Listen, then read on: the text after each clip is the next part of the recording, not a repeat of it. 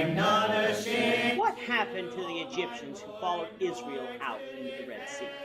This is the question that we seek to answer today as we continue our verse-by-verse study of the book of Exodus on Walking Through the Bible.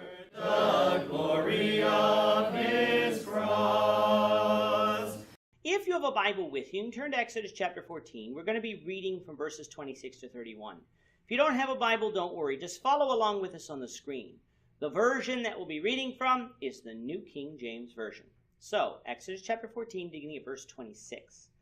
And the Lord said to Moses, "Stretch out your hand over the sea, that the waters may come back upon the Egyptians, on their chariots and on their horsemen." And Moses stretched out his hand over the sea. And when the morning appeared, the sea returned to its full depth, while the Egyptians were fleeing into it. So the Lord overthrew the Egyptians in the midst of the sea. Then the waters returned and covered the chariots, the horsemen, and all the army of Pharaoh that came into the sea after them. Not so much as one of them remained. But the children of Israel had walked on dry land in the midst of the sea, and the waters were a wall to them on their right hand and on their left. So the Lord saved Israel that day out of the hand of the Egyptians. And Israel saw the Egyptians dead on the seashore. Then Israel saw the great work which the Lord had done in Egypt. So the people feared the Lord and believed the Lord and his servant Moses. It is good that we look at our map again so that we know where the events of this chapter are taking place.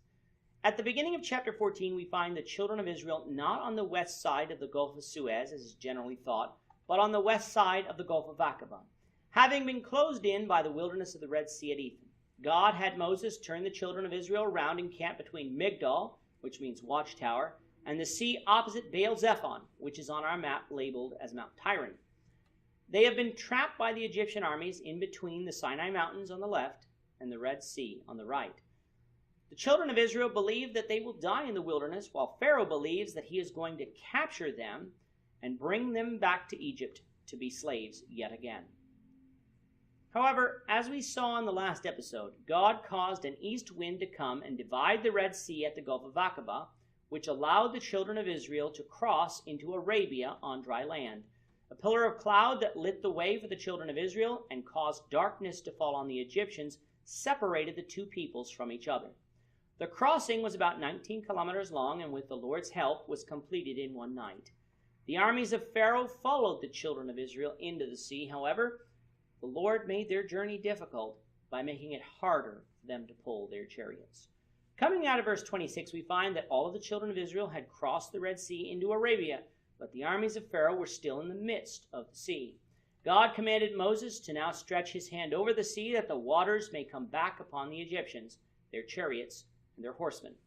Moses did just that, and it is said that the Lord overthrew the Egyptians in the midst of the sea. I would like to make a point in passing, though, as it is important when it comes to dealing with those who doubt the accuracy of the Bible.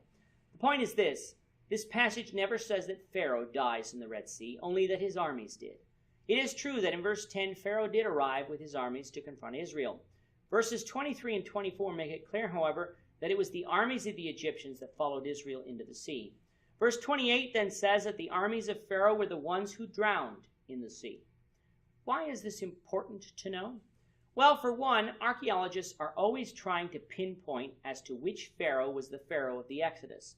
And since they believe that Pharaoh died in the Red Sea, they're looking for a Pharaoh who died suddenly. If we place the Exodus at 1446 BC, which would under current dating methods be during the reign of Thutmose III, he lived for 15 more years after this date, thus causing some archaeologists to charge the Bible with error. Now, as we said early in our study, we're not going to delve too deep into which Pharaoh was the Pharaoh of the Exodus. We'll leave that for your own study.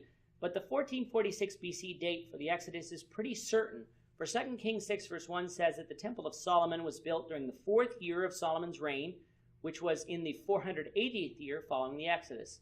Solomon began reigning in 970 BC, so the 4th year of his reign would be 966 BC, which would mean that the Exodus would have had to occur in 1446 BC. If Thutmose III was in fact the Pharaoh of the Exodus, and he lived for 15 years after the Exodus, that would match the language we find here in Exodus 14, showing us that the Bible is yet again shown to be true. Only Pharaoh's armies were said to die in the Red Sea. It does not say that he followed them in. However, the realization that Pharaoh didn't die in the Red Sea is important to know for another reason. which is the purpose of God performing this miracle, was to humble the Egyptians and Pharaoh and show them that Jehovah is the one true God. If Pharaoh died here, what lesson would he learn? In his dying moments, he might realize who the real God is, but that's about it. However, if he was to survive, he would have had to live with the realization for the rest of his life. This fits much more with the sentiment in Exodus 14, the language of Exodus 14, than does the notion that Pharaoh died in the Red Sea. Having passed through the Red Sea, the Lord had saved Israel that day from the hand of the Egyptians. Israel saw the bodies of the Egyptians wash up on the shore, which does not contradict verse 13 of this chapter. For all that washed up on the shore were dead bodies. The souls of these Egyptians were not there. They had left this realm for Hades, the abode of the dead. The chapter closes by stating that Israel feared the Lord and believed him and his servant Moses. With that, our time is up today. The Lord willing, we hope you'll join us for tomorrow's discussion of Exodus 15, verses 1 to 10, as we continue our walk through the Bible, one verse at a time. I'm not ashamed. Thank you for watching today's episode. We hope that you found it edifying and ask that you not only subscribe to our channel and podcast, but that you like and share this episode among your friends, so that the saving gospel of Jesus Christ can go out to the whole world. Of his cross.